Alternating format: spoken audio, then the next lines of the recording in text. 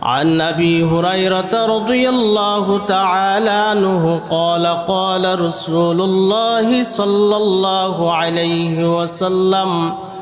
لا تقوم الساعة حتى يقبض العلم হযরত আবু হুরায়রা রাদিয়াল্লাহু তাআলা আনহু থেকে বর্ণিত আল্লাহর রাসূল সাল্লাল্লাহু আলাইহি ওয়াসাল্লাম বলেন ততক্ষণ পর্যন্ত কিয়ামত কায়েম হবে না যতক্ষণ পর্যন্ত ইলম উঠায় না নেওয়া হবে ওয়া তাকসুরুজ জালাজিলু এবং অধিক পরিমাণে ভূমিকম্প না হবে ওয়া ইয়াতাকারাবুজ জামান সময় সংকুচিত হয়ে আসবে ওয়া তাযহারুল ফিতনা আল্লাহর রাসূল বলেন যখন অধিক পরিমাণে ফিতনা প্রকাশিত হবে